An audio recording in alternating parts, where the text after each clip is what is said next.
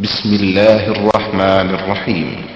ومن أحسن قولا ممن دعا إلى الله وعمل صالحا وقال إنني من المسلمين.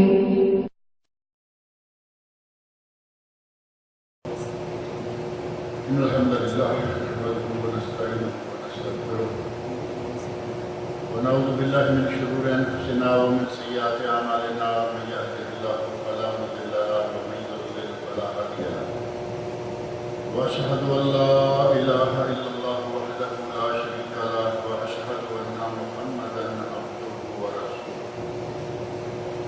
أما بعد فأعوذ بالله السميع العليم من الشيطان الرجيم. بسم الله الرحمن الرحيم. يا أيها الناس اتقوا ربكم إن زلزلة الساعة شيء عظيم يوم ترونها تذهل كل مرضعة عما أرضعت وتضع كل ذات حمل حملها وترى الناس سكارى وما هم بسكارى ولكن عذاب الله شديد.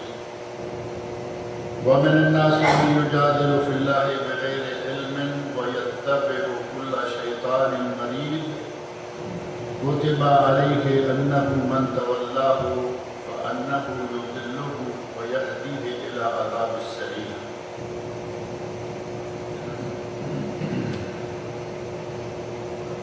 یہ سورہ حج ہے اور اس کے مکی اور مدنی ہونے میں اہل علم کا اختلاف ہے. بعض علماء نے کہا کہ یہ مکی صورتوں میں سے ہے اور بعض نے کہا کہ یہ مدنی صورتوں میں سے ہے، جبکہ ماضی قریب کے بہت بڑے مفسر جو کہ مفسر بھی ہیں، محدث بھی ہیں اور بہت بڑے مجتہد بھی ہیں، امام شوکانی رحمۃ اللہ علیہ جو کہ علماء یمن میں سے ہیں، انہوں نے اپنی تفسیر فتح القدیر میں لکھا کہ صحیح یہ ہے کہ اس کی کچھ آیات مکی ہیں اور کچھ مدنی ہیں. یعنی پوری صورت جو ہے وہ ساری کی ساری نہ مکی ہے نہ مدنی، کیونکہ اس کی آیات 78 آیات ہیں.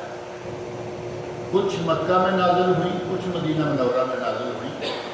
لہذا یہ کوئی ایسی اختلاف والی بات نہیں ہے کہ کہا جائے نہیں وہاں کی ہے وہاں کی ہے، بلکہ دونوں شہروں میں یا دونوں عہد میں ایک چیز آپ کے ذہن میں ہوگی.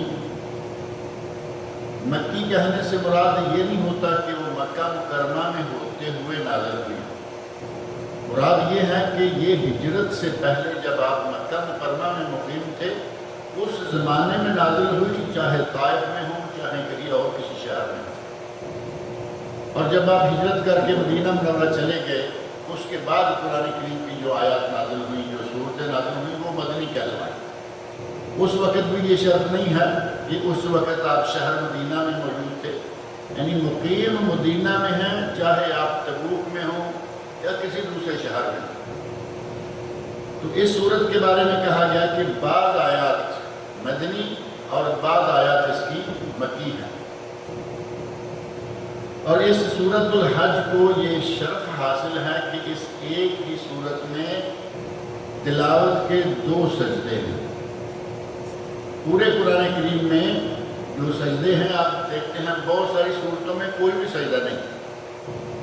بہت ساری صورتوں میں لمبی صورتوں میں سورۃ بقرہ، آل عمران کوئی سجدہ نہیں، لیکن اس ایک ہی صورت میں 78 آیات، صرف 78 آیات ہیں، ان میں 2 سجدے ہیں.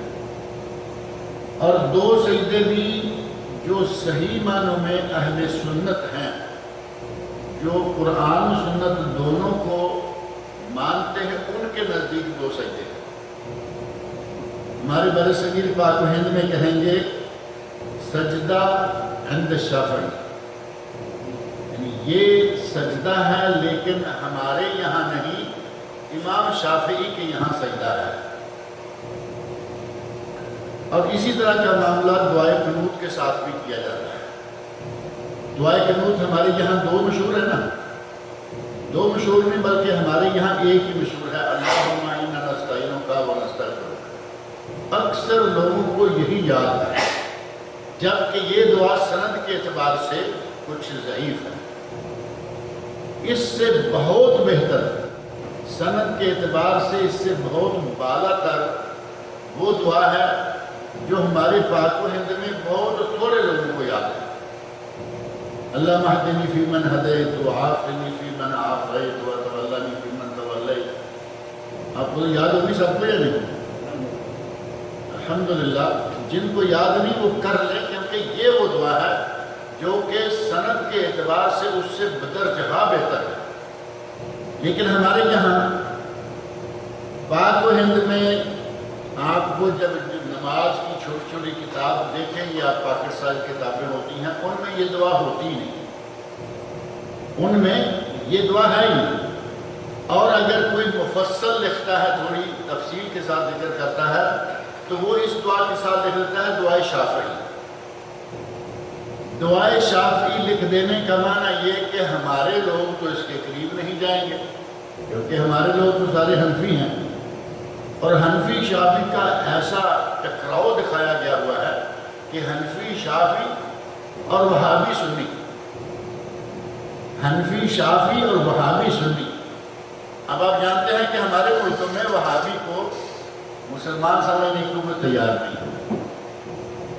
ہمارے یہاں اتنا ہوا بنایا گیا لفظ وہابی کو کہ گویا کہ یہ مسلمان ہی نہیں۔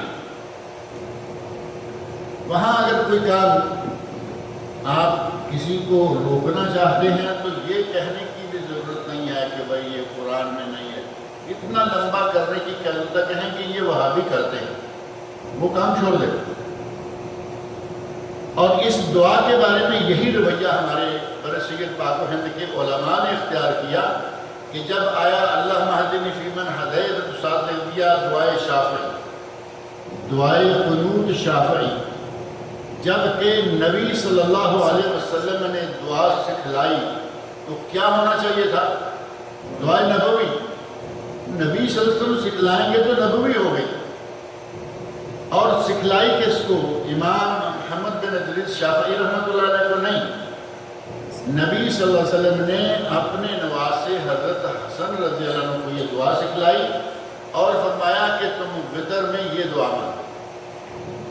ہمارے یہاں اس سے لوگوں کو بھگانے کے لیے اور دوسری پر پکا کرنے کے لیے اللہم انا نستعینک کا یہ یاد کرو، یہ دعا شافعی ہے، اس کو چھوڑو۔ جو سوتیلوں والا، سوتیلا ہے نا، یعنی ہے تھوڑا بہت تعلق، سوتیلوں والا سلوک جو ہے وہ اس کے ساتھ کیا گیا کہ گویا یہ سوتیلا ہے، یہ دعا ہماری نہیں ہے۔ امام شافعی کا لوگ 4 امام یقیناً مانتے ہیں کہ 4 امام ہیں، چاروں برحق ہیں، لیکن کیا کوئی چاروں کو ماننے والا ہے وہاں؟ چاروں کو ماننے والا کوئی ایک کو مانیں گے، 3 کو چھوڑ دیں گے، کہ وہ ہمارے نہیں ہیں۔ گویا کہ وہ 3 امام بھی شاید مسلمان ہی نہیں ہیں۔ نماز باجماعت شروع کریں گے، فرض پڑھ لیے باجماعت، 20 رکعت تراویح پڑھ لی باجماعت، یہ ساری پڑھے جا رہے ہیں۔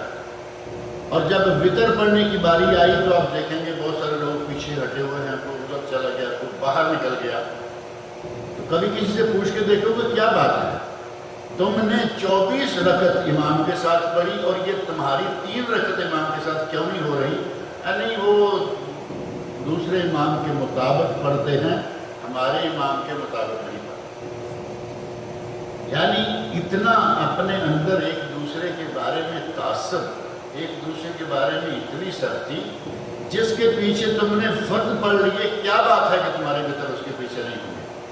یا تو چھوڑو امام کو، مسجد بھی چھوڑو، امام بھی چھوڑو، اور وہاں جا کے پڑھو جہاں ساری آپ کی مرضی کی پڑھی جاتی ہے، وہ اس سے بڑا سٹیپ ہوگا۔ اتنا عجیب انداز سے تعصب نے ہمارے ذہنوں پر قبضہ کر رکھا ہے کہ جس سے جان چھڑانی ہے اس کو کہہ دو یہ امام شافعی والی بات ہے، بلکہ اکیلا شافعی، جب ادھر کی باری آئے گی تو صرف یہ سجدہ عند شافعی۔ یہاں 2 سجدے ہیں، ان 2 سجدوں میں سے ہمارے پاکستان انڈیا میں آپ کو معلوم ہوگا اگر یکدم میں پوچھوں کہ قرآن میں کتنے سجدے ہیں تو کیا بتائیں گے آپ؟ زور سے کہیے 14 کہیں گے نا، جبکہ قرآن میں 15 سجدے ہیں۔ قرآن میں 15 سجدے ہیں اور اتنا رٹا دیا ہمیں، اتنا پھنسا دیا اس تاثر میں کہ ہمیں سجدے بھی 14 ہی نظر آتے ہیں، 15واں نظر ہی نہیں آتا۔ وہ 15واں اسی صورت میں ہے، سورۃ الحج میں۔ سورۃ الحج کے 2 سجدوں میں سے ایک کو سجدہ عند شافعی کر دیا، گویا کہ وہ سجدہ ختم ہو گیا عند شافعی، اور یہ سجدہ وہ ہے جو کہ نبی اکرم صلی اللہ علیہ وسلم نے خود کیا ہے۔ نبی صلی اللہ علیہ وسلم نے خود سجدہ کیا تو پھر بھی وہ سجدہ شافعی رہ گیا، وہ تو سجدہ مسنون ہو گیا، سجدہ نبوی ہو گیا۔ جس طرح اس دعا کے بارے میں ہے دعائے نبوی، اسی طرح اس سجدہ کے بارے میں بھی کہا گیا کہ یہ سجدہ نبوی نہیں بلکہ سجدہ عند شافعی ہے۔ تو اس صورت میں اللہ رب العزت نے اس صورت کو یہ بھی شرف دیا ہے کہ اس کی 2 آیات ہیں جن پہ سجدہ ہے، سجدہ تلاوت۔ اور سجدہ تلاوت کا حکم یقیناً آپ کے ذہن میں ہوگا کہ سجدہ تلاوت کا حکم کیا ہے۔ سجدہ تلاوت فرض نہیں ہے۔ پہلی بات یہ کہ فرض نہیں ہے، اگر کوئی سجدہ کرتا ہے تو ثواب ہے، نہیں کرتا تو گناہ نہیں۔ نبی اکرم صلی اللہ علیہ وسلم سے خود بھی یہ بات ثابت ہے کہ آپ نے بعض دفعہ کسی سجدہ والی آیت پر سجدہ کیا اور کبھی نہیں کیا، اور یہی بات حضرت عمر فاروق رضی اللہ عنہ سے بھی ثابت ہے۔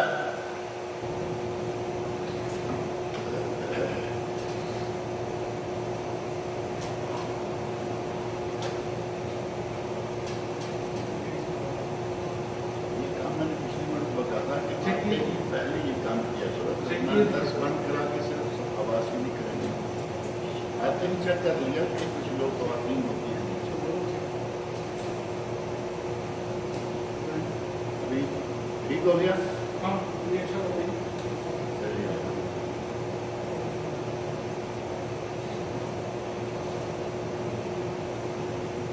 سجدہ تلاوت، اس کا حکم کیا ہے؟ میں ذکر کر رہا تھا کہ یہ فرض و واجب نہیں ہے، اور نبی اکرم صلی اللہ علیہ وسلم نے کبھی سجدہ تلاوت کیا اور کبھی نہیں کیا۔ اور حضرت عمر فاروق رضی اللہ عنہ نے اس بارے میں بڑے واضح طور پر نبی صلی اللہ علیہ وسلم کی سنت کو سمجھانے کے لیے ایک مرتبہ آپ خطبہ دے رہے ہیں اور دوران خطبہ آپ نے تلاوت کی اور سجدہ تلاوت پڑھی۔ جیسے ہی سجدہ تلاوت پڑھی اپنے خطبے کو، خطاب کو، واعظ کو روکا، ممبر سے نیچے اترے اور آ کے سجدہ صاحب کیا، اور پھر ممبر پر تشریف لے گئے اور اپنے واعظ کو جاری کر دیا۔ کوئی دوسرا موقع آیا تو اس وقت حضرت عمر فاروق رضی اللہ عنہ نے آیت سجدہ پڑھی لیکن ممبر سے نیچے نہیں اترے اور سجدہ بھی نہیں کیا۔ اب لوگوں کو شک ہو سکتا تھا کہ شاید عمر فاروق کو یاد نہیں رہا، یا عمر فاروق کو یہ معلوم نہیں کہ یہاں سجدہ ہے یا نہیں ہے۔ باقاعدہ خود کہا کہ کوئی یہ نہ سمجھے کہ ہمیں یاد نہیں رہا، کوئی یہ نہ سمجھے کہ ہمیں یاد نہیں رہا کہ یہاں سجدہ ہے یا نہیں ہے۔ ہمیں معلوم ہے کہ ہم نے آیت سجدہ پڑھی ہے، لیکن ہم کبھی سجدہ کرتے ہیں اور کبھی نہیں کرتے۔ تو اس کا معنی کیا ہوا کہ سجدہ تلاوت سنت ہے، مستحب ہے، کرنا چاہیے، کریں گے تو ثواب ملے گا اور نہ کریں گے تو کوئی گناہ والی بات نہیں ہے۔ اور خاص طور پر موقع مناسب کیفیت ایسی ہوتی ہے، کبھی آدمی نہیں کر پاتا، مثال تو ممبر پہ کھڑے ہو کے آیت سجدہ پڑھی، کسی درس کے، کسی تقریر کے، کسی خطبہ کے دوران آیت سجدہ پڑھی، اور آپ اس ظاہر کے ممبر کو چھوڑ کر نیچے اتریں، سجدہ کریں، پھر جائیں، ایک چلتا ہوا موضوع ڈسکنیکٹ ہو جاتا ہے۔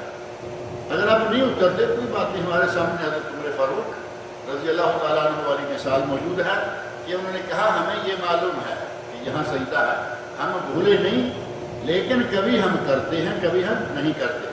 تو سجدہ تلاوت کرنا چاہیے، لیکن اگر قبل نہ کریں گے تو کوئی گناہ والی بات نہیں ہے۔ ہمارے کئی لوگوں میں رویہ یہ ہوتا ہے کہ تلاوت کرتے جا رہے ہیں جب آیت سجدہ آئی تو یا وہاں تلاوت روک دی، چھوڑ دی بھئی آگے آیت سجدہ آئی ہے، میں ابھی ایسی جگہ پہ ہوں کہ میں سجدہ نہیں کر پاؤں گا، میں آگے پڑھتا ہی نہیں۔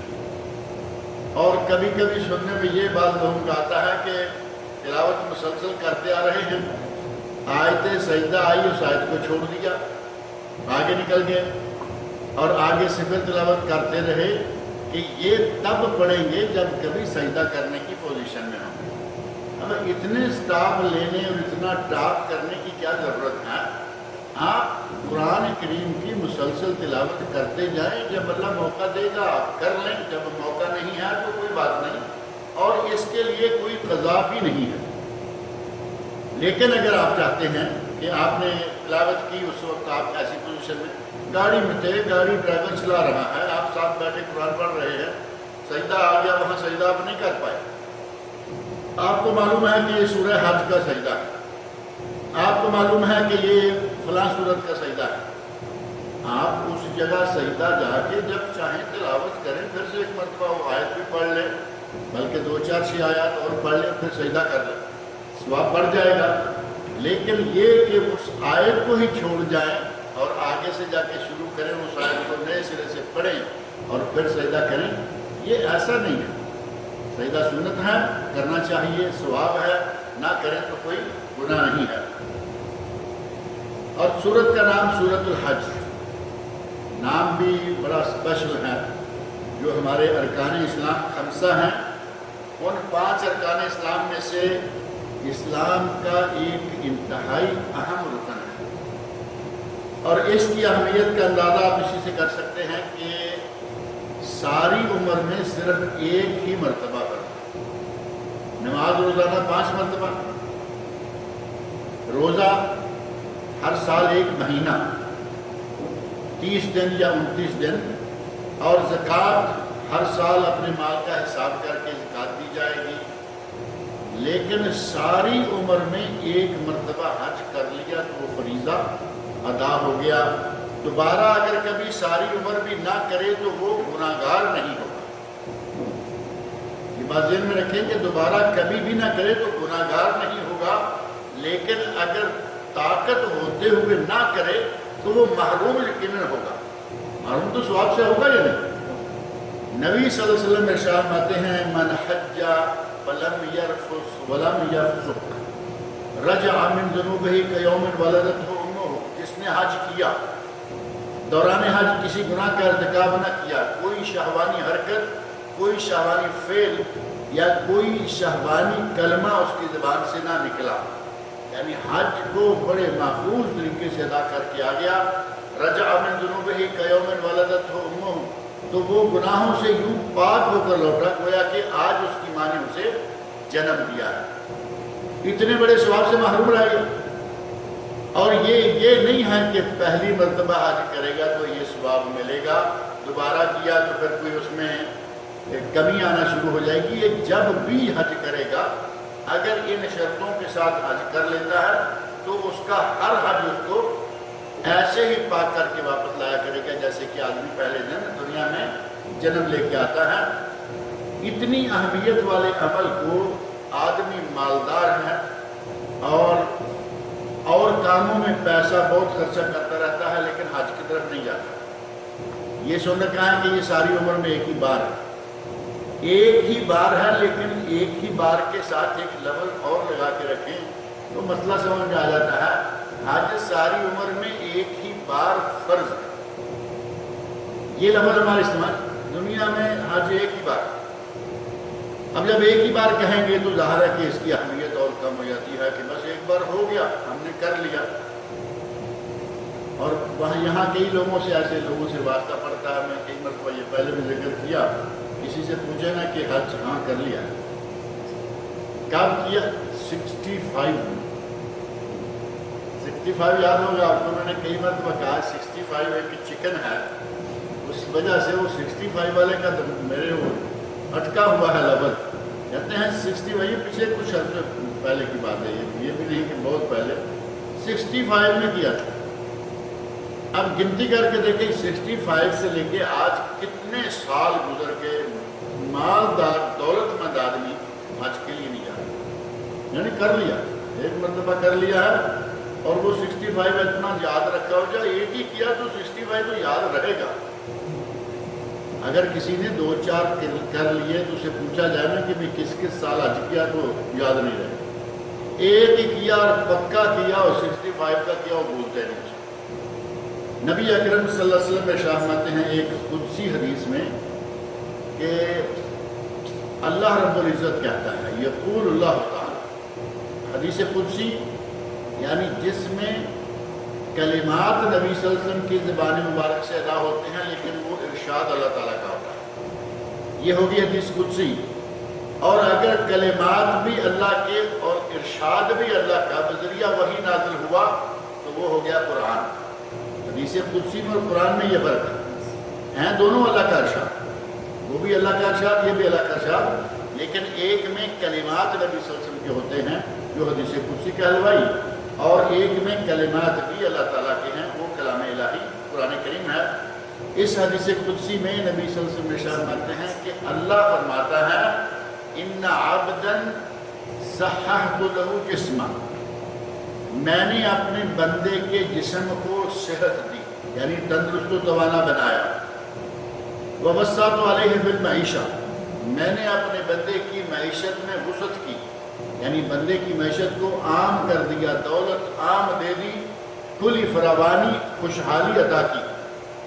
تمضی علیہ 5 اعوام لا یفد الیہ، اس پر 5 سال گزر جاتے ہیں لیکن میرے پاس نہیں آتا۔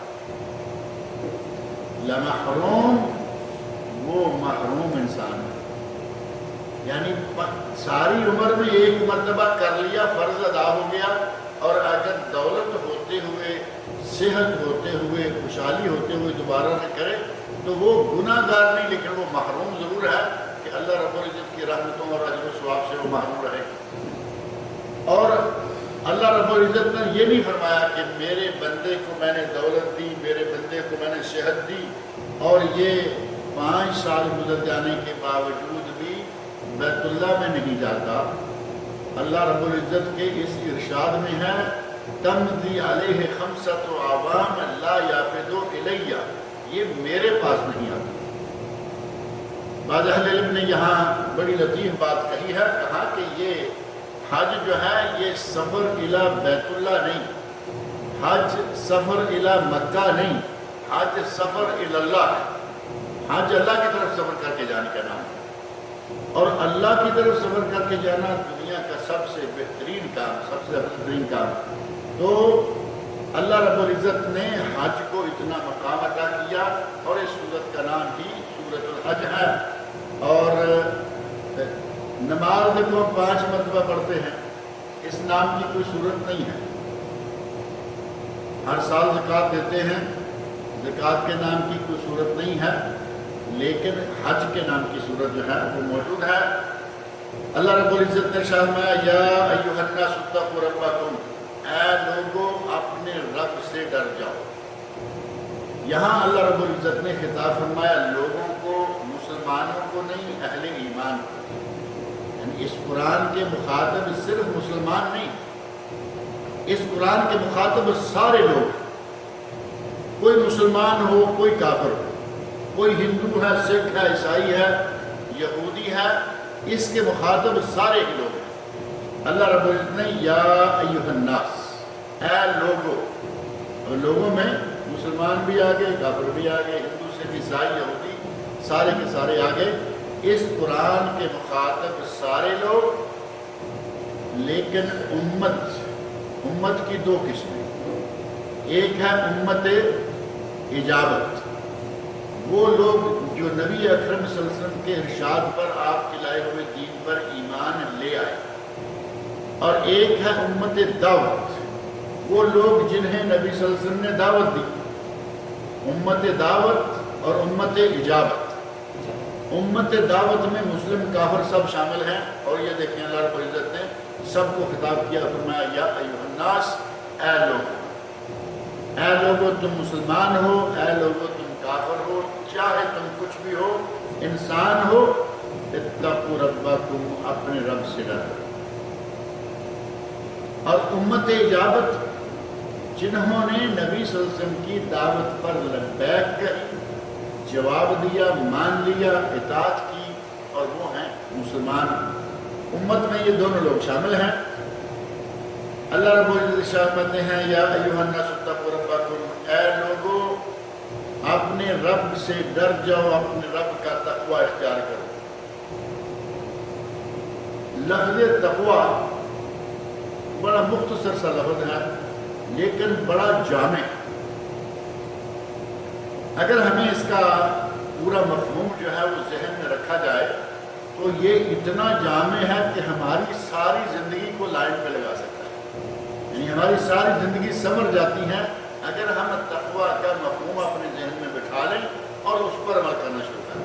صرف ایک لفظ، اور وہ مختصر انداز سے حضرت علی رضی اللہ عنہ نے اور بعض دیگر اہل علم کی طرف سے اور اہل تقوی کی طرف سے اس کی تعریف بیان کی گئی، اور بعض روایات میں حضرت عمر فاروق رضی اللہ عنہ سے پوچھا گیا کہ تقوی کیا ہے، تو کہا امیر المومنین کیا کبھی جھاڑیوں کے اندر سے گزرے ہیں؟ حضرت عمر فاروق پوچھتے ہیں کہ تقوی کیا ہے، اور یہ حضرت علی رضی اللہ عنہ کی طرف منسوب ہے، حضرت عمر فاروق کی طرف منسوب ہے۔ پوچھا گیا کہ تقوی کیا ہے، وہ کہتے ہیں کہ کبھی آپ جھاڑیوں کے اندر سے گزرے ہیں؟ کہا کہ ہاں کئی مرتبہ۔ صحابہ کرام کو تو جھاڑیوں کے اندر سے گزرنے کا موقع ملتا رہا، جہاد میں جاتے، جنگ میں جاتے، راستے لمبے، پیدل سفر۔ آج کا تو دور نہیں تھا نا کہ جہاد میں ہیں، گاڑی میں ہیں، جھاڑیوں سے گزرنے کا موقع نہ ملے۔ دیہاتی لوگوں کو تو آج بھی ملتا ہے، اپنے دیہات کی سڑکوں پہ، اپنے دیہات کے کھیتوں میں سے گزرتے ہوئے آج بھی وہ ماحول موجود ہے۔ یہاں کئی مرتبہ موقع ملا ہے کہ جھاڑیوں میں سے گزرنا پڑتا ہے۔ کہاں کیسے گزرتے ہیں؟ کہا کپڑوں کو لپیٹ سمیٹ کے سنبھال کے درمیان سے نکل جاتے ہیں۔ کہا یہی تقوی ہے، دنیا گناہوں کے کانٹوں سے بھری ہوئی ہے، ان کے درمیان سے گناہوں سے بچ بچا کے نکل جائیں تو یہ تقوی ہے۔ کتنا مختصر انداز سے تقوی کا تعارف کروایا ہے۔ اور دیگر اہل علم کی طرف سے، اور یہ قول جو ہے حضرت علی رضی اللہ عنہ کی طرف منسوب ہے، انہوں نے کہا التقوی ہی الخوف من الجلیل، تقوی کیا ہے؟ رب جلیل کا خوف دل میں، الخوف من رب جلیل، خوف رب جلیل دل میں ہو، والقناعۃ بالقلیل، زندگی میں تھوڑے پر کفایت کرنے کی عادت ہو جائے، زندگی میں تھوڑے پر کفایت، یعنی ہمارے یہاں تو پیٹ ہی نہیں بھرتا نہیں، ساری عمر کماتے رہیں، پیسہ بہت ہے، دولت کا شمار نہیں، لیکن جب بھی کچھ مر گئے کچھ بھی نہیں، تنخواہیں کم ہو گئیں، یہ کٹ گیا وہ کٹ گیا۔ آج کل اور ایک بڑا پریشان کن مسئلہ بنا ہوا ہے، کہتے ہیں جی الاؤنس کٹ رہے ہیں، یہ کٹ رہے، بڑے لوگ ایسے جیسے آدمی انتہائی پریشانی کیا ہے، کیونکہ ہمارے یہاں قناعت، تھوڑے پر قناعت کی عادت ہی نہیں رہتی۔ حالانکہ نبی صلی اللہ علیہ وسلم ارشاد فرماتے ہیں کہ اگر تم پرندے جتنی بھی قناعت کرو تو تمہیں اللہ بھوکے نہیں مارے گا، پرندے جتنی قناعت، اور پرندے میں توکل یا قناعت کتنا ہے؟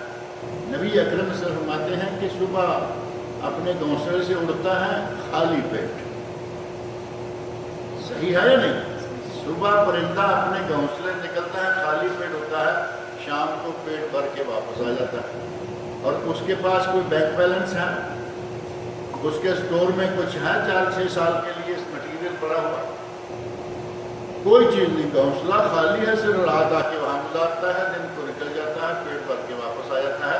نبی سے فرماتے ہیں کہ اگر پرندے جتنا توکل بھی یہ لوگ کر لیں تو اللہ ان کو بھوکا نہیں مارے، لیکن ہمارے یہاں وہ بات نہیں رہتی، ہوتے سوتے بھی کچھ نہیں، ہوتے سوتے بھی، کئی لوگوں کو تو عادت ہو جاتی ہے کچھ نہیں کرنے کی، اور کبھی کبھی وہ کچھ نہیں کے پھر پیر میں آ بھی جاتے ہیں کہ میرا دیا ہوا ہوتے سوتے کچھ نہیں کہتے ہو تو چلو ٹھیک ہے، ایسے ہی سے الخوف من الجلیل والقناعۃ بالقلیل والعمل بالتنزیل، اس کی ترتیب یہ کر لیں، الخوف من الجلیل، خوف اللہ رب العزت کا دل میں ہو، والعمل بالتنزیل، شریعت پر عمل، تنزیل جو قرآن کریم نازل ہوا اور اللہ رب العزت نے اپنے نبی کو جو شریعت عطا فرمائی،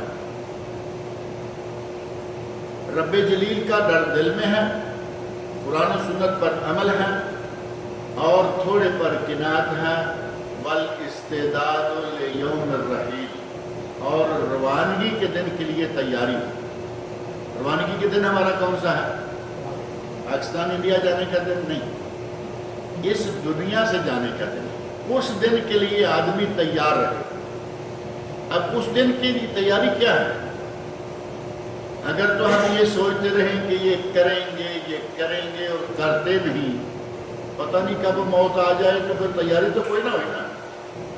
تیاری یہ ہے کہ آدمی آج کا کام آج ختم کر دے۔ دنیا داری کا معاملہ ہے تو ہم یہ مثال بڑی اپنے اوپر فٹ کرتے رہتے ہیں، آج کا کام کل پہ مت ڈالو، اور نمازیں آج کی بھی کل جا کے پڑھ لیں گے۔ یہ آج کا کام نہیں تھا، ہزار نمازیں اگلے دن میں پڑھ رہے ہیں۔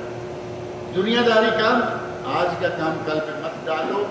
اگر اس آج کے کام کو کل پر مت ڈالنے کی عادت شرعی نقطہ نظر سے ہو جائے تو یہ آدمی اپنی موت کے لیے تیار ہے، کیونکہ اسے معلوم ہے کہ میں یہ نمازیں 5 آج کی آج مکمل کروں گا، ظہر کو ظہر کے وقت، عصر کو عصر کے وقت، ہر نماز کو اس کے وقت پر۔ اور اگر آگے ڈالے گا تو اس کا معنی یہ کہ ہو سکتا ہے 5 نمازیں اس کے حصے میں باقی ہیں اور اس کو موت آ جائے، کون ادا کرے گا یہ نمازیں؟ پیچھے والے تو مرتے ہی وراثت کے جھگڑے میں پھنس جاتے ہیں، کون نمازیں پڑھے گا، کون روزے رکھے گا، کون تمہارے حق ادا کرے گا؟ بعض اہل علم کے بارے میں کہا گیا کہ وہ اتنے باعمل تھے، اتنا روزانہ وہ نیک عمل کرتے تھے کہ اگر انہیں کہا جائے کہ آج رات تمہاری موت واقع ہونے والی ہے تو جو کل کام کر رہے تھے آج اس میں ایک عمل کا اضافہ نہیں ہو۔ معنی سمجھ میں آیا نہیں؟ مشکل ہے ذرا۔ ایک آدمی نے اپنے آپ کو روزانہ اتنے عمل میں مبتلا کر رکھا ہے، یا روزانہ وہ اتنا نیک عمل کرتا ہے، 5 وقت کی نمازیں باجماعت، نوافل، پھر صلاۃ الاشراق ہے، فجر سے لے کے اشراق تک بیٹھا رہا، نماز پڑھ کے اٹھا، صلاۃ الضحیٰ پڑھی، پھر اس کے بعد صلاۃ الاوابین، اور تھوڑا وقت گزر گیا، صلاۃ الاوابین، صلاۃ الضحیٰ اور نماز چاشت، یہ 3 نام ایک ہی نماز کے ہیں، اور سنتے، فرائض، تلاوت قرآن، ذکر الہی، صدقات و خیرات۔ وہ ہر روز اتنا کام کرتے، نیک عمل اتنے کرتے کہ اگر انہیں کہا جائے کہ آج رات تمہاری موت واقع ہونے والی، ہمیں اگر یہ کہا جائے کہ آج رات تمہاری موت واقع ہوگی تو کیا کیا ہوگا؟ ہم تسبیح بھی پکڑ لیں گے، ٹوپی بھی پہن لیں گے، اور نماز بھی پابندی سے پڑھنے لگ جائیں گے، تلاوت بھی تھوڑی بہت کریں گے، 4 پیسے بھی جیل سے آج تو نکال ہی دیں گے، کیونکہ رات کو تو پھر ہمارے کام نہیں آنے والی ہے۔ اس آدمی کے بارے میں کہا گیا کہ اگر اسے کہا جائے کہ رات موت آنے والی ہے تو کل اور آج کے عمل میں کوئی فرق نظر نہیں آئے، گویا کہ وہ آدمی روزانہ اپنے آپ کو مرنے کے لیے اور اگلے سفر کے لیے تیار کرتے رہتا ہے۔ یہ عمل اگر ہو جائے تو ہماری زندگی سنور گئی یا نہیں؟ اسی لیے میں نے عرض کیا کہ تقویٰ کا مفہوم اگر ان معنوں میں یہ 4 چیزیں ہمارے ذہن میں رہیں تو انشاءاللہ ہماری زندگی کی لائن ہی سیدھی ہو جائے۔ کتنے ہم ادھر ادھر پگڈنڈیوں میں گھومتے ہیں اور ادھر ادھر خجل خراب ہوتے ہیں، وہ سارے معاملات ہمارے بچ ہیں۔ الخوف من الجلیل والعمل بالتنزیل والقناعۃ بالقلیل والاستعداد لیوم الرحیل۔ یہ 4 کام ذہن میں رکھیں۔ اللہ رب العزت نے فرمایا یا ایھا الناس اتقوا ربکم، اے لوگو اپنے رب سے ڈر جاؤ، اپنے رب کا تقوی اختیار کرو۔ ان زلزلۃ الساعۃ شیء عظیم، بے شک وہ زلزلہ، قیامت کا زلزلہ بہت ہی بڑی بات ہے۔ قیامت کا زلزلہ بہت بڑی بات ہے۔ اتنی بڑی بات کہ نبی اکرم صلی اللہ علیہ وسلم فرماتے ہیں ایک آدمی تیار ہو گیا اپنی گائے بھینس کا دودھ نکالنے کے لیے، برتن لے لیا، پانی لے لیا، گائے بھینس کے نیچے بیٹھ گیا، تھنوں کو دھوتے ہیں، دودھ صاف ستھرا رہے، کوئی چیز کوئی علائش نہ اس میں گرنے پائے، مکمل تیار ہو گیا، اور قیامت کا سلسلہ شروع ہو جائے گا، وہ اپنی بھینس کا دودھ نکال نہیں سکے گا، وہ دودھ نکال کے پی نہیں سکے گا۔ اب اندازہ کریں کیسا ہولناک ہوگی وہ گھڑی، کتنی ہولناک ہوگی کہ آدمی نے اپنی بھینس کا دودھ نکالنا ہے یا گائے کا دودھ نکالنا ہے، وہ نکال نہیں پائے۔ اور اسی طرح ہر آدمی جہاں جہاں ہے، جیسے ہی وہ قیامت کا اعلان ہوا یا سور پھونکا گیا، اللہ رب العزت نے اس کی طرف اشارہ کیا، ان زلزلۃ الساعۃ شیء عظیم، قیامت کا زلزلہ بہت ہی بڑی شے ہے۔ یوم ترونہا تذہل کل مرضعۃ عما ارضعت، جس دن کہ تم دیکھ لو گے کہ ہر دودھ پلانے والی اپنے بچے کو دودھ پلانا بھول جائے، اپنے بچے کو دودھ پلانے والی دودھ پلانا بھول جائے گی۔ وَتَضَعُ كُلُّ ذَاتِ حَمْلٍ حَمْلَهَا، اور حمل والی پریگننٹ عورت جو ہے اس کا خوف و ہراس کے ساتھ حمل ضائع ہو جائے گا۔ یہ ایک عام پریکٹیکل آنے والی چیزوں میں سے ایک چیز ہے کہ عورت کو اگر بہت زیادہ غم پہنچے تو حمل ضائع ہو جاتا ہے، بہت زیادہ خوف کی کیفیت میں مبتلا ہو جائے تو پریگننسی ختم ہو جائے گی۔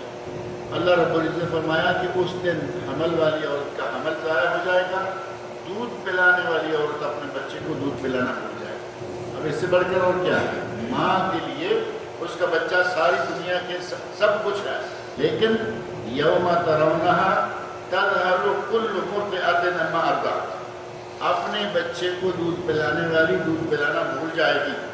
وَتَضَعُ كُلُّ ذَاتِ حَمْلٍ حَمْلَهَا، اور ہر حمل والی عورت حمل گرا دے گی۔ وَتَرَى النَّاسَ سُكَارَىٰ، اور تم لوگوں کو دیکھو گے کہ وہ پاگل ہیں۔ وَمَا هُمْ بِسُكَارَىٰ، لیکن وہ پاگل نہیں ہوگے۔ لوگوں کو دیکھو گے کہ وہ نشے والا پاگل ہوتا ہے نا، جو آدمی نشے میں ہے وہ تو پاگلوں جیسا ہوتا ہے۔ آپ دیکھیں گے، اللہ رب العزت فرما رہے ہیں کہ تم دیکھو گے کہ لوگ شاید سارے نشے میں ہیں، پاگل ہوئے پھر رہے ہیں، لیکن وہ نشے میں پاگل نہیں ہوں گے، مدہوش نہیں ہوں گے۔ وَلَكِنَّ عَذَابَ اللَّهِ شَدِيدٌ، اللہ کا عذاب، قیامت کا کڑکا، قیامت کا جو خوف و ہراس ہے وہ اتنا زیادہ ہوگا کہ اس کو کوئی برداشت ہی نہیں کر پائے گا۔ اللہ رب العزت مجھے اور آپ سب لوگوں کو نیک عمل کی توفیق عطا فرمائے۔ قرآن کریم پڑھنے، سننے، سمجھنے اور اس کے احکام پر عمل کرنے کی توفیق فرمائے۔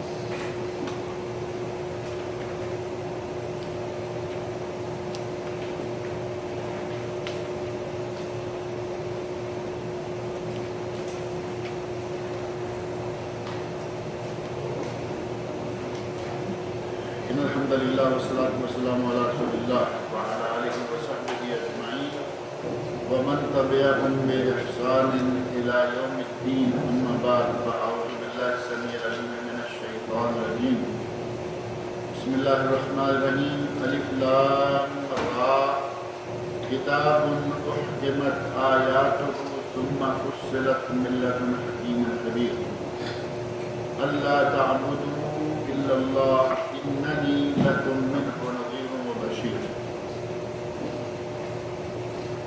اس سے پہلے اس موضوع کی کئی آیات گزر چکی ہیں، اور یہ وہ آیات ہیں جن آیات میں اللہ رب العزت نے یہ حکم دیا ہے کہ عبادت ہوگی تو صرف اللہ رب العزت۔ عبادت کی جتنی بھی اقسام ہیں، یعنی عبادت کو صرف نماز پڑھ لینا یہ عبادت نہیں ہے۔ ہمارے یہاں جو عموماً ایک نظریہ بنا ہوا ہے کہ نماز عبادت ہے، تو غیر اللہ کے لیے نماز نہیں پڑھنی، عبادت کی بہت ساری اقسام ہیں، جیسا کہ پچھلے دروس میں موقع بموقع مختلف عبادتوں کا ذکر آتا رہا۔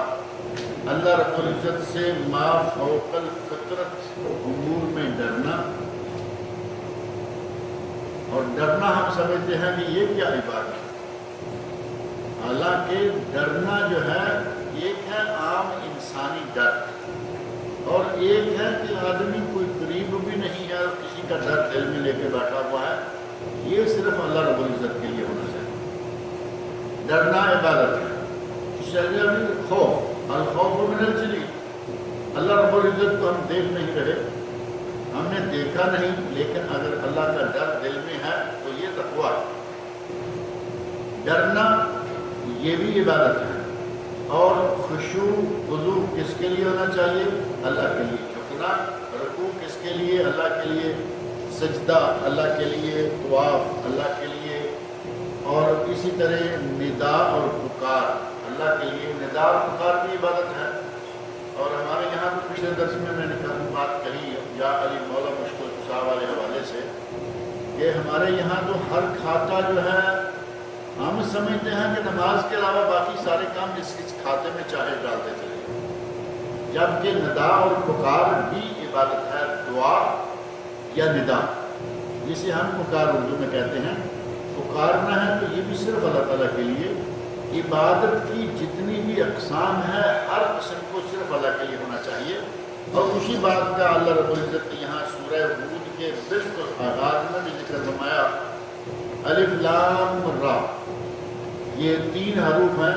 رات کے درس میں نے کچھ تفصیل ذکر کی تھی، کیونکہ رات سورہ شورا کے آغاز میں یہ الفاظ آئے تھے حروف مقطعات، یعنی الف با تا جو حروف ہیں ان حروف میں سے کہیں 2 الف لام میم، کہیں 3 طٰہٰ 2 یاسین 2، اور کہیں 5 حروف، کہیں 4، کہیں 3، کہیں 2، مختلف یہ حروف جو آتے ہیں، اللہ رب العزت نے جہاں جہاں کسی صورت کو ان حروف کے ساتھ شروع کیا، آگے سارے قرآن کریم کا ذکر آ گیا۔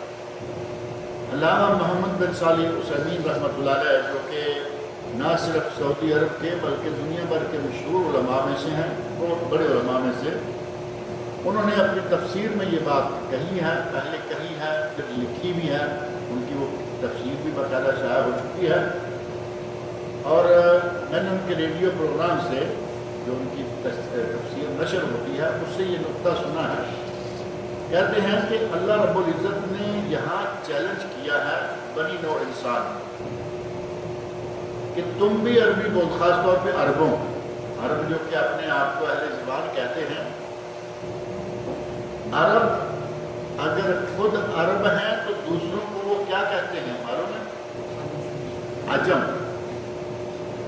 عرب کہتے ہیں ہم اہل زبان ہیں، اور باقی عجم کا معنی ہوتا ہے بے زبان، باقی سارے بے زبان ہیں، ان کے پاس کوئی زبان نہیں ہے، تو ہم کس کھاتے میں گئے؟ بے زبانوں کے کھاتے میں۔ اللہ رب العزت نے فرمایا کہ تمہیں اتنا فخر ہے اہل زبان ہونے پر، تمہاری زبان کے جو حروف ہیں، میں نے یہ قرآن انہی حروف سے مرکب ہے یہ قرآن میں۔ اب تم میں اگر ہمت ہے، تم میں اتنا فخر ہے اہل زبان ہونے پر، تو پھر اس قرآن جیسا قرآن لے آؤ۔ دوسرے مقام پر کہا کہ یہ تو سارا قرآن تم لا نہیں سکو گے، قرآن جیسی 10 صورتیں ہی لے آؤ۔ اس قرآن کی 114 صورتیں ہیں، تم کوئی 10 صورتیں لے کے آ جاؤ۔ اور تیسری جگہ چیلنج کیا اور فرمایا کہ قرآن کی ایک صورت جیسی ایک صورت ہی لے کے آ جاؤ، اور ساتھ ہی فرما دیا کہ تم یہ بھی نہیں کر پاؤ، پورا قرآن لانا دور کی بات، 10 صورتیں لانا اور دور کی بات، تم ایک صورت کے مقابلے میں صورت بنا کے بھی نہیں لا سکتے، چاہے تم ساری دنیا مل جاؤ۔ قرآن میں فرمایا وَلَوْ كَانَ بَعْضُكُمْ لِبَعْضٍ ظَهِيرًا، اگرچہ تمہارا ایک دوسرے کے ساتھ مل کر، ایک دوسرے کی مدد کر کے ساری دنیا مل کر بھی ایسا قرآن لانا چاہو، ایک صورت لانا چاہو، تو یہ تمہارے بس سے باہر ہے۔ تو وہی انداز جو ہے اللہ رب العزت نے سورہ ہود کے شروع میں اختیار فرمایا، الف لام را، یہ الف اور لام اور را تین ہیں، ہمارے یہاں رے کہتے ہیں جبکہ اصل تلفظ اس کا را ہے، جیسا کہ یہاں بالکل واضح طور پر را کے اوپر لفظ ڈال کر واضح کیا گیا ہے۔ کتاب احکمت آیاتہ، یہ کتاب ہے جس کی آیات بڑی پختہ کر دی گئی ہے، یعنی احکمت آیاتہ، جس کی آیتیں پختہ اور مفصل ہیں، ثم فصلت، احکمت آیاتہ ثم فصلت، آیات مستحکم ہیں اور مفصل ہیں، ملت حکیم خبیر، اور اس قرآن کریم کی آیات ساری کی ساری حکیم و خبیر، حکمتوں والے اور تمام خبریں رکھنے والے رب کائنات کی طرف سے۔ قرآن کریم کس کی طرف سے ہے؟ تمام تر حکمتوں کے جاننے والے، تمام تر حکمتوں کے مالک اور تمام خبروں کو جاننے اور سمجھنے والے، یہ قرآن اس کی طرف سے ہے۔ اور آگے فرمایا اللہ تعبدوا الا اللہ، یہ کہ تم اللہ کے سوا کسی کی عبادت نہ کرو۔ اب اگر نماز پڑھنے والی بات ہی رکھیں تو پھر اس کا معنی یہ ہوا کہ نماز غیر اللہ کے لیے نہیں پڑھنی چاہیے، باقی سارے جو کام چاہے کرتے رہو۔ نہ نماز کسی کے لیے، نہ روزہ، نہ حج، نہ زکوٰۃ، نہ ہی کسی سے ڈرنا، نہ کسی کو پکارنا۔ ہمارے یہاں توحید کی اقسام میں سے ایک قسم جو ہے وہ یہ بھی ہے کہ اللہ رب العزت ڈرنا صرف اللہ کے، اصل ڈر صرف اللہ کا ہونا چاہیے، اور ہم ڈرتے رہتے ہیں ساری دنیا سے، اللہ سے نہیں ڈرتے۔ ہمارا معاملہ بالکل الٹ ہے۔ میں نے پچھلی مرتبہ مثال دی تھی کہ اندر بیٹھ کے سگریٹ پیے گا، باہر نکل کے سگریٹ نہیں پی رہا، کیا لوگ کہیں گے داڑھی والا ہے سگریٹ پی رہا ہے۔ اس کا معنی یہ ہوا کہ اللہ سے نہیں ڈر رہا، لوگوں سے ڈر رہا۔ تو یہ بھی شرکیہ حرکت ہو جائے گی۔ اسی طرح ایک نہیں بے شمار مثالیں دی جا سکتی ہیں۔ اللہ نے فرمایا اللہ تعبدوا الا اللہ، اللہ کے سوا کسی کی عبادت نہ کرو، اننی لکم منہ، میں تمہارے لیے اس کی طرف سے، لکم تمہارے لیے، منہ اس کی طرف سے، یعنی میں اللہ رب العزت کی طرف سے متعین کیا ہوا تمہارے لیے نذیر و بشیر، تمہیں جہنم سے ڈرانے والا، جہنم کے عذابوں سے سزاؤں سے ڈرانے والا، اور بشیر جنت کی خوشخبری اور جنت کی نعمتوں کی خوشخبریاں دینے والا ہوں۔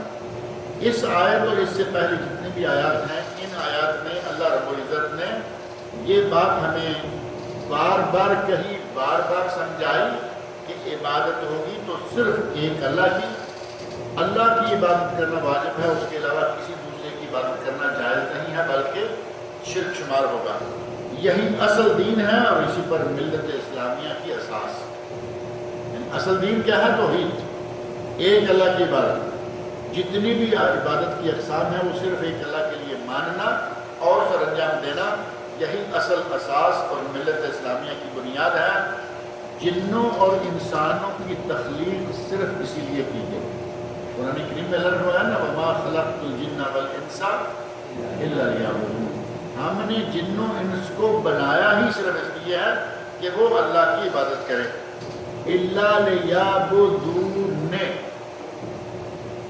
یہاں بھی ایک نقطہ ہے، الا لیعبدون نہیں فرمایا۔ عام طور پر جو یعبدون، تعبدون جمع کے سیغے ہیں ان کے آخر میں نون پر زبر آتا ہے، یہاں الا لیعبدون، یہ نہیں کہ تم جس کی چاہے عبادت کرو۔ وما خلقت الجن والانس الا لیعبدونی، اصل میں ہے یہ یعبدونی، جنوں کو اور انسانوں کو اس لیے پیدا کیا کہ وہ میری عبادت کریں۔ اللہ نے فرمایا یہ میں نے اپنی عبادت کے لیے انہیں پیدا کیا ہے، اس لیے فرمایا کہ جنوں انسانوں کی تخلیق میں یہی حکمت پوشیدہ ہے۔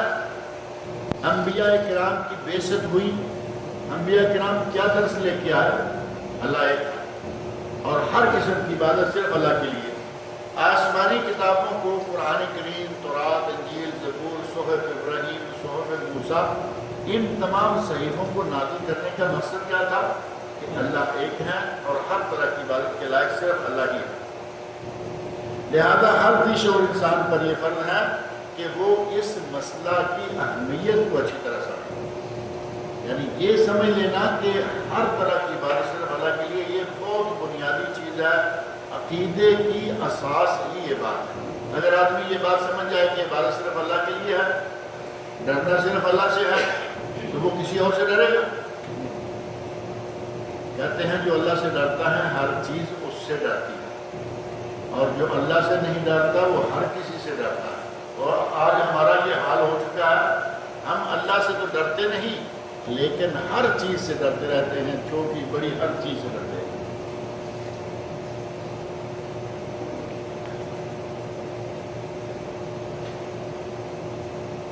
اس مسئلہ کی اہمیت کو اچھی طرح ہر انسان کو سمجھ لینا چاہیے اور ہمیشہ ان چیزوں سے بچتے رہنا چاہیے، چوکنا رہنا چاہیے جن میں آج بہت سے مسلمان، خاص طور پر نام نہاد مسلمان مبتلا ہے۔ اور نام نہاد مسلمان جو ہے وہ کہاں بہت ساری چیزوں میں مبتلا ہے۔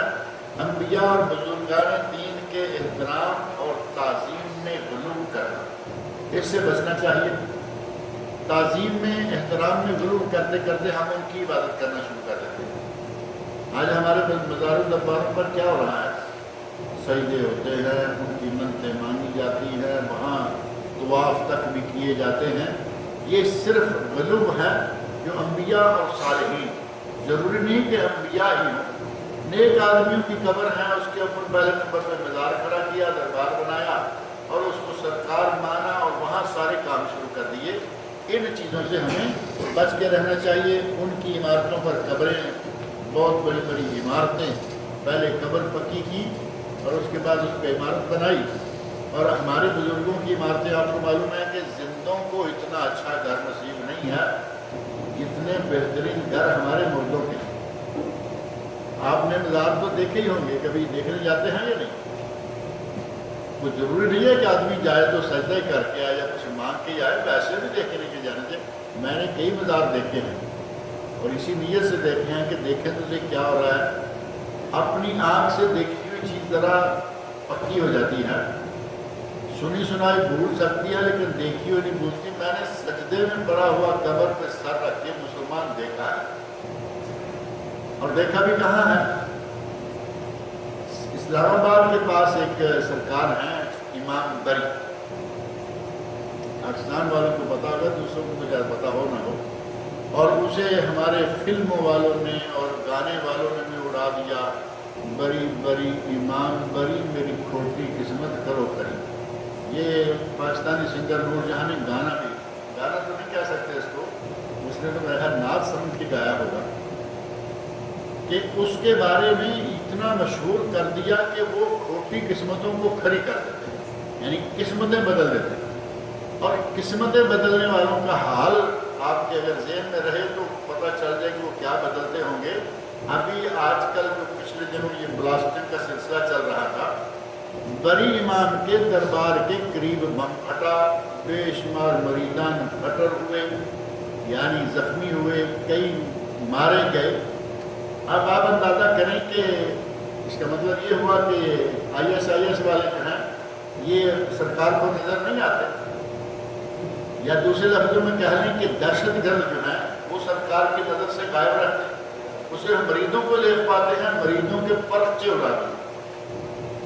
بری امام پر بم پھٹا، اور انہی ایام میں داتا دربار، داتا تو کہنا پڑے گا کیونکہ داتا نہیں کہیں گے تو پتہ ہی نہیں چلے گا کس کی بات کریں، نام معلوم ہے ان کا؟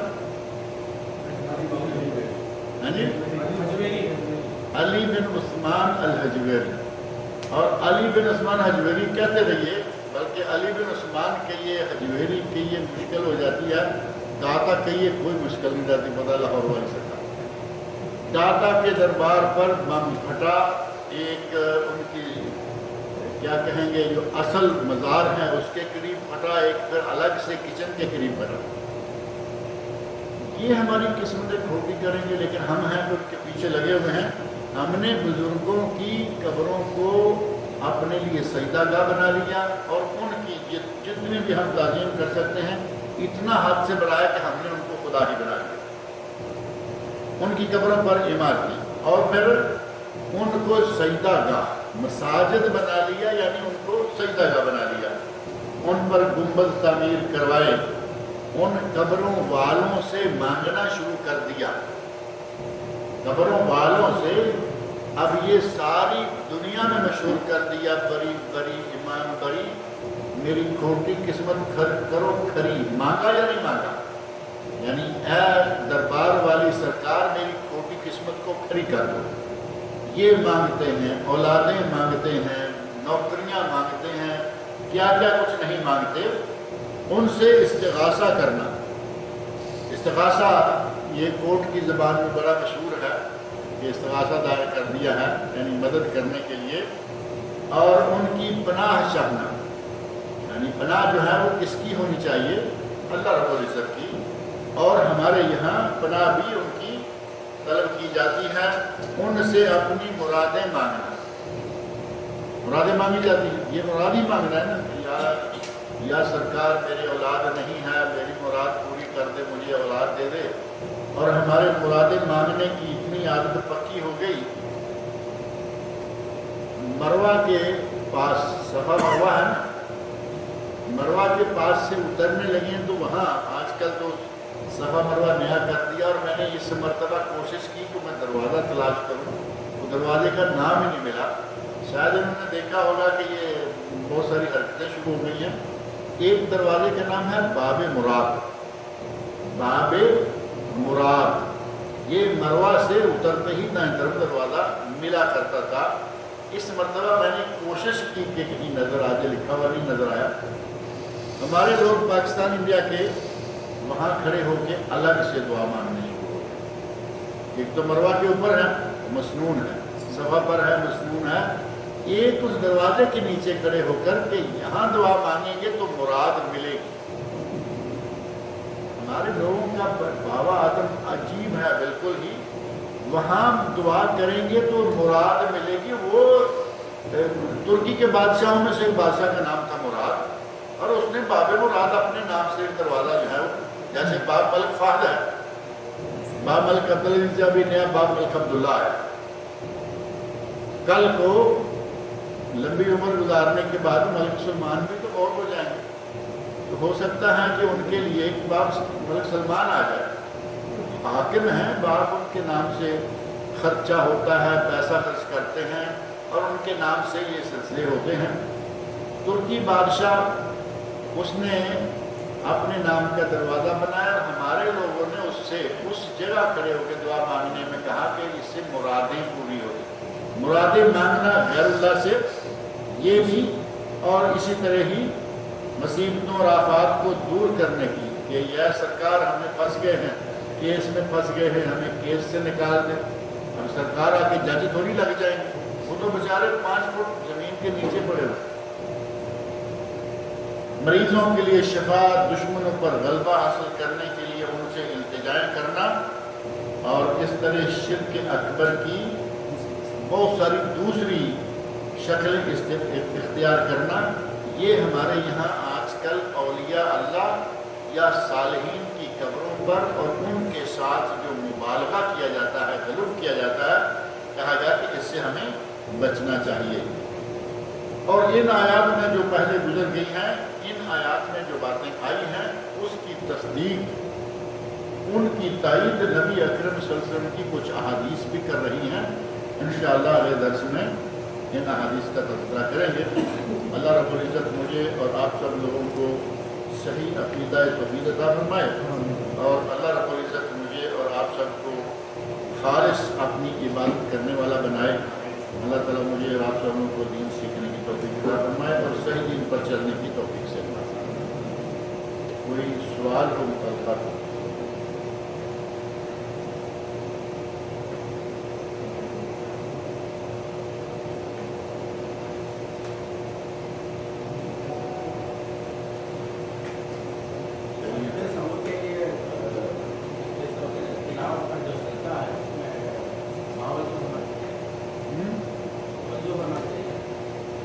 تلاوت تلاوت کرنے کے لیے وضو ہونا چاہیے تو سجدے کے لیے بھی وضو ہونا چاہیے. کوئی آواز سے پڑھ رہے ہیں ہم بھی سن رہے ہیں ہاں تو پھر سجدہ ہم کو نہیں کر پاتے. چاہیے. بعض اہل علم نے کہا کہ جس طرح تلاوت بغیر وضو کے کی جا سکتی ہے اسی طرح سجدہ بھی سجدہ تلاوت خاص طور پر باوضو کیا جا سکتا ہے. لیکن زیادہ صحیح یہ ہے کہ جب آپ باوضو ہیں سجدہ کر لیں. باوضو نہیں ہے سجدہ نہ کریں. جب واضح طور پر ہمارے سامنے سنت رسول موجود ہے تو پھر بے وضو سجدہ کرنے کی ضرورت ہی کیا ہے. ہم باوضو ہیں سجدہ کریں, بے وضو ہیں سجدہ نہ کریں. سن رہے ہیں الحمدللہ ثواب ہو رہا ہے. سجدے کی باری آتی ہے آپ نہیں کرتے. اگر باوضو ہوتے ہوئے بھی آدمی سجدہ نہ کرے تو کوئی گناہ نہیں. تفصیل پہلے شروع میں نے ذکر کی. اکثر ایسا ہوتا ہے حفیظ صاحب بچوں کو قرآن سکھاتے ہیں یا مکمل قرآن ہونے کے بعد بچوں کو بولتے کہ اب کرو 14 جگہ اکٹھے کر.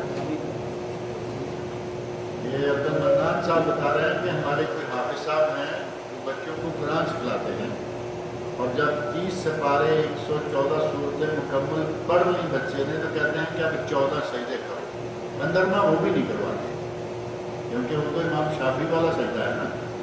سنت رسول سے زیادہ سجدہ ہے لیکن وہ نہیں کروائیں. وہ کہیں گے امام شافعی والا. شافعی دوسرے لفظوں میں وہابی.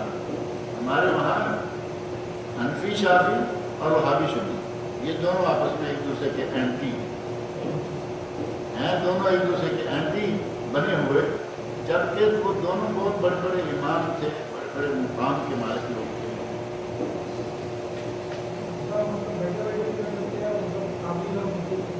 سجدہ آپ جہاں بیٹھے ہوئے ہیں وہیں قرآن کریم کو مناسب جگہ پہ رکھیں اور سجدہ کریں. اٹھ کے بیٹھ جائیں, اللہ اکبر کہہ کے سجدہ کریں اور اللہ اکبر کہہ کے اٹھ جائیں اور اس کے بعد سلام پھیرنا ثابت نہیں ہے. یہ بھی ذہن میں رکھیں کہ سجدہ تلاوت پر سلام نہیں. اللہ اکبر سجدہ کر لیا, اللہ اکبر اٹھ کے بیٹھ گئے, قرآن کریم پکڑیں اور پڑھنا شروع کر دیں. کئی لوگ اس کے لیے باقاعدہ اٹھ کے کھڑے ہوں گے جیسے نماز شروع کی جاتی ہے. کھڑے ہوئے اللہ اکبر کہہ کے سجدہ کیا پھر اٹھے اور سلام پھیرا اور پھر قرآن کریم پکڑا. یہ سلام پر پھیرنا جو ہے یہ ثابت نہیں ہے اور اس کے لیے اٹھنا بھی ضروری نہیں. آپ بیٹھے ہوئے تلاوت کر رہے ہیں سائڈ میں رکھیں. ظاہر ہے کہ آپ کچھ تھوڑے بہت سیدھے تو ہوں گے نا سجدے کے لیے. آدمی آلتی پالتی مار کے بیٹھا ہوا ہے اور جب تک سیدھا نہیں ہوگا تو سجدے نہیں جا پائے. بہرحال اس کے لیے اٹھنا ضروری نہیں ہے. اس کے لیے دعا ہے سجدہ وجہ للذی خلقہ وصورہ وشق سمعہ وبصرہ بحولہ وقوتہ فتبارک اللہ احسن الخالقین. یہ الفاظ بھی ہیں بات ہے. جی رحمۃ کوئی قرآن پڑھ رہا ہے یا خود پڑھ رہا ہے سن رہا ہے کسی انسان سے اور دوسرا ایک گاڑی میں سیڑھی لگی ہوئی ہے تو بھی ٹھیک ہے. تلاوت آپ سن رہے ہیں اور ظاہر ہے کہ گاڑی میں اگر آپ کے ساتھ والا, میں نے پہلے شروع میں ذکر کیا ہے کہ آپ کے ساتھ والا باقاعدہ قرآن ہی پڑھ رہا ہے تو اس کے لیے سجدہ کرنے کی جگہ نہیں ہے, کوئی بات نہیں. اور جو سی ڈی لگا کے یا ریڈیو ڈائریکٹ سن رہا ہے ذات القرآن آج الحمدللہ عربوں میں خاص طور پر خلیج کے بہت سارے ریڈیو ذات القرآن کے نام سے ہیں. وہ صرف اسلامی تعلیمات, تلاوت قرآن اور اسلامی دروس ہی نشر کرتے ہیں. ان میں کوئی موسیقی, کوئی خرافات نہیں, گانا نہیں, موسیقی نہیں, صرف دینی پروگرام. ایسا کوئی ریڈیو سن رہے ہیں, تلاوت چل رہی ہے, سجدہ تلاوت کی جگہ آ گئی, کوئی بات نہیں, آپ اپنا چلتے جائیں, سنتے جائیں. اور اگر آپ چاہیں جہاں جا کے اتریں گے وہ آیت پڑھیں اور سجدہ کر لیں, وہ آپ کی مرضی, لیکن وہ ضروری نہیں. دعا یاد نہ ہو تو بس سبحان ربی الاعلیٰ. ہمارے یہاں لوگوں نے ساری عمر گزار دی اللہم اہدنی فیمن ہدیت یا اللہم انا نستعینک ونستغفرک. دعائے قنوت یاد نہیں کی. مولوی نے بتا رکھا ہے کہ 3 مرتبہ قل ہو اللہ پڑھ لیں تو اس کا کام ہو جاتا ہے. جان چھوٹی اتنا یاد کرتے ہیں نا ادھر 3 مرتبہ قل ہو اللہ. آپ بھی سبحان ربی الاعلیٰ سے گزارا کر لیں تو کیا ہوتا. سجدہ شکر کے لیے بھی وضو کی ضرورت ہے اور دعا جو سجدہ شکر کے لیے معاملہ وہی ہے کہ اس کے لیے کوئی خاص دعا نہیں ہے الحمدللہ, اور اس کے لیے کوئی وقت نہیں ہے, اور جیسے ہی اس کے لیے بھی باقی ساری چیزوں میں کچھ نہیں, صرف اللہ.